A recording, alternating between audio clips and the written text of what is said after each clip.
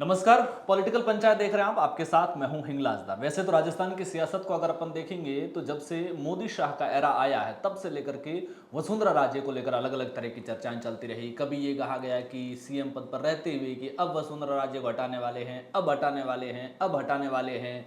फिर जब 2018 में वसुंधरा राजे को सीएम, चूंकि चुनाव हार चुकी थी बीजेपी और वसुंधरा राजे विपक्ष में आ चुकी थी, न तो उनको नेता प्रतिपक्ष बनाया, न बीजेपी का प्रदेश अध्यक्ष बनाया। उसके बाद में वसुंधरा राजे ने साल दर साल अपने जन्मदिन पर शक्ति प्रदर्शन किया अलग अलग तरीके के। कभी अलग अलग चर्चाएं, 2020 का सियासी संकट किसको याद नहीं है, जब राजस्थान में कांग्रेस पूरी तरह से एक सियासी संकट में आने के बावजूद कहा गया कि पर्दे के पीछे से वसुंधरा राजे ने अशोक गहलोत का सपोर्ट किया और ये सुनिश्चित कराया कि किसी भी हाल में अशोक गहलोत सरकार संकट में न आए। उसके बाद में अलग अलग तरह के पॉलिटिकल इक्वेशंस बनते रहे और ये कहा गया कि अगर ये हो गया तो वसुंधरा राजे वापसी करेगी, इस समय के बाद वसुंधरा राजे का कमबैक होगा। और अब ये चर्चाएं हैं कि लोकसभा चुनाव में जिस तरह की स्थितियां बनती हुई बहुत क्लियर दिख रही, क्योंकि 2014 में पूरी तरह से वसुंधरा राजे के हाथ में राजस्थान में लोकसभा चुनाव की कमान थी। उस समय राजस्थान की मुख्यमंत्री थी।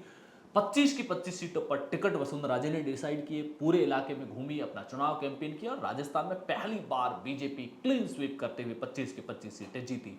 2019 में भी वसुंधरा राजे ने सक्रिय भूमिका निभाई, लेकिन इस बार वसुंधरा राजे ने अपना इलाका झालावाड़ बारां, जो अपने बेटे दुष्यंत सिंह का इलाका था, उसको छोड़ करके कहीं पर भी प्रचार नहीं किया। हालांकि एक दो जगह, कुछ जगह पर नॉमिनेशन कराने के लिए जरूर गई थी। दूसरी बात, वसुंधरा राजे एंड गैंग जो भी राजस्थान बीजेपी में कही जाती है, उन्होंने मोटे तौर पर भाजपा के लिए, पार्टी संगठन के लिए बहुत ज्यादा एक्टिव होकर के काम नहीं किया, जिसकी वजह से पार्टी ने कई जगह संकट की स्थितियों का सामना करना पड़ा। बीजेपी जो राजस्थान में बहुत स्ट्रांग दिख रही थी, वो पहली बार कमजोर दिखनी शुरू हुई जब राहुल कसवा का चूरू से टिकट कटा। राहुल कसवा वसुंधरा राजे के बेहद करीबी माने जाते हैं और 2023 का जो वसुंधरा राजे का जन्मदिन का कार्यक्रम था वो सालासर चूरू में ही मनाया गया था और कसवा परिवार की देखरेख में ही पूरी तरह से आयोजन हुआ था। और वसुंधरा राजे करीबी होने की वजह से ही बताया जाता उनका टिकट। हालांकि राजेंद्र राठौड़ के साथ अदावत भी एक अलग कहानी है वहां की, लेकिन राहुल कसवा की बगावत के बाद ही पहली बार बीजेपी राजस्थान में संकट में आई। और ये कहा गया कि साहब, जाट वोट भी कांग्रेस की तरफ पोलराइज होने लगा है राहुल कसवा फैक्टर की वजह से, क्योंकि उसकी चर्चाएं पूरे जाट बेल्ट में हुई। और राहुल कसवा ने भी बहुत स्मार्टली पॉलिटिकल प्ले करते हुए राजेंद्र राठौड़ से अपनी लड़ाई, सामंतवाद से अपनी लड़ाई, इस तरह की लड़ाई का माहौल बनाया जैसे वो जो पॉलिटिकल फाइट है वो राजपूत वर्सेस जाट की हो गई। फिर इधर हनुमान बेनीवाल के साथ अलायंस होने से वो जो जाट वोटर का कांग्रेस की तरफ पोलराइज होने के पूरे प्रयास थे।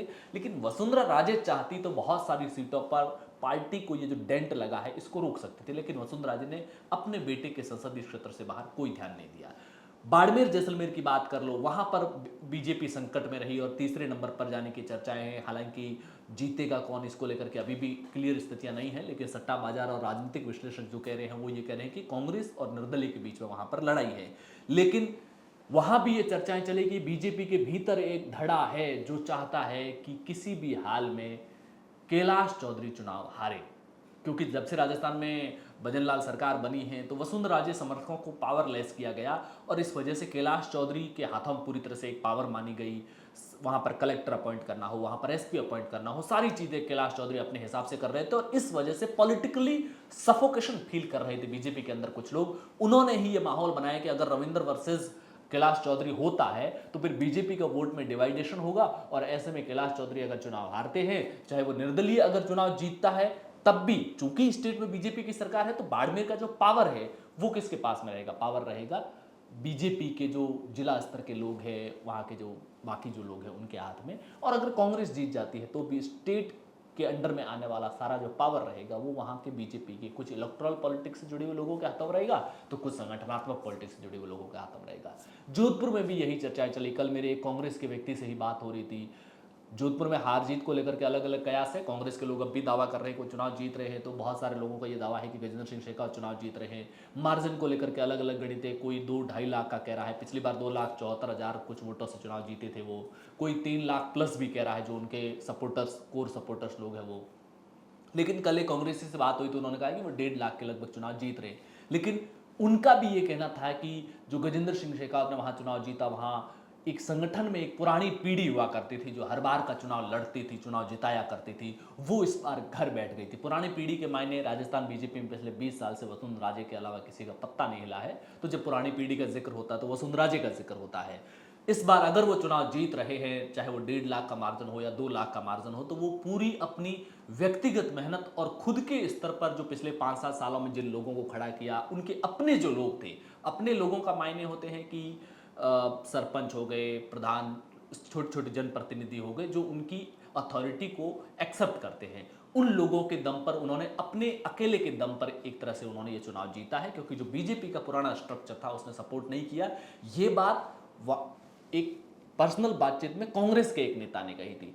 और ये स्थितियां कमोबेश जहां जहां वसुंधरा राजे के होल्ड वाली सीटें, दौसा जैसे सीट जो जयपुर से सटे हुई है, जयपुर शहर में बीजेपी क्लियर तौर पर जीत रही है, लेकिन दौसा में बहुत मुश्किल परिस्थितियों का सामना कर रही है बीजेपी, क्योंकि सट्टा बाजार का भाव भी बीजेपी के फेवर में नहीं दिखा रहा है। किरोड़ीलाल मीणा के बयानों से भी संकेत लग रहे हैं कि वहां बीजेपी के हाथों सीट जा सकती है। ऐसे में ये चर्चा है कि अगर 4 जून को जो रिजल्ट आएंगे उसमें सट्टा बाजार फिलहाल 18-19 सीटें बीजेपी को दे रहा है। पहली बात तो 6 से 7 सीट का डेंट लगना बड़ी बात है, क्योंकि अमित शाह भी हाल ही में कह चुके हैं कि हमारी कुछ सीटें राजस्थान से घट सकती है। अब वो कुछ सीटें घटने के मायने हैं, जैसे अभी आज की तारीख में माना जा रहा है कि बाड़मेर बीजेपी के हाथ से जा सकती है।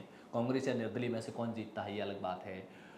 चूरू सीट क्लियर तौर पर अभी कांग्रेस जीतती हुई दिख रही है। नागौर बीजेपी के हाथ से जा सकती है। और सट्टा बाजार भी हनुमान बेनीवाल का भाव 50 पैसे 60 पैसे लगा रहा है, तो ज्योति मिर्धा का भाव ₹1.25 से ज़्यादा का लग रहा है। दूसरी तरफ दौसा की सीट बीजेपी के हाथों से जाती हुई दिख रही है। बांसवाड़ा डूंगरपुर में कन्फ्यूजन की स्थितियां हैं।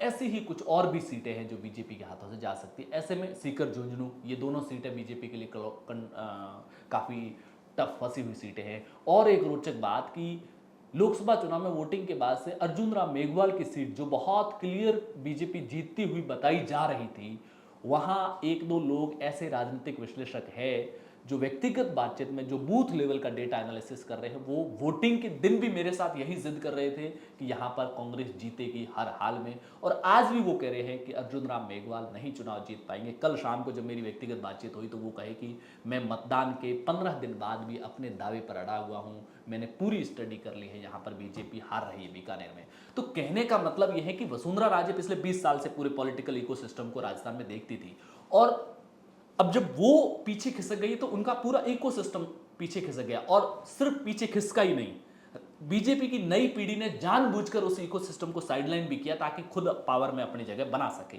लेकिन इसका नुकसान ये क्या हुआ कि जो नए लोग जो पॉलिटिक्स में आए, उनको इतने बड़े इलेक्शन को मैनेज करने का कोई एक्सपीरियंस नहीं था, और इस लिहाज से बहुत सारी जगह पर बीजेपी को नुकसान हुआ। लेकिन सबसे बड़ी सवाल यह है कि क्या 4 जून को आने वाले रिजल्ट में अगर बीजेपी की ज़्यादा सीटें घटती है, सट्टा बाजार 18-19 दिखा रहा है, अगर ये सीटें घट करके 15-14 के आसपास आ जाती है, 15-16 के आसपास भी आ जाती है, तो बीजेपी के लिए बहुत बड़ा झटका होगा। क्या वसुंधरा को फिर से मेन स्ट्रीम की पॉलिटिक्स में जगह दी जाएगी, उनको तवज्जो दी जाएगी, या फिर वसुंधरा राजे लोकसभा चुनावों के बाद में अगर उनको पूरी तरह से फिर भी साइडलाइन रखा जाता है इतने बड़े झटके को सहने के बावजूद, तो क्या कोई बड़ा खेला कर सकती है? क्योंकि कांग्रेस तो अभी से मुद्दा बनाने लग गई है कि चुनाव परिणामों के बाद में मुख्यमंत्री बदला जाएगा, गृह मंत्री बदला जाएगा, सारे मंत्री बदले जाएंगे। इस तरह की चर्चाएं वो लगातार इन चर्चाओं को हवा दे रहे हैं। आपकी क्या कुछ राय है इसको लेकर के कमेंट बॉक्स में जरूर बताइएगा। पॉलिटिकल पंचायत पर पहली बार आए हैं तो चैनल को सब्सक्राइब जरूर कीजिएगा। शुक्रिया।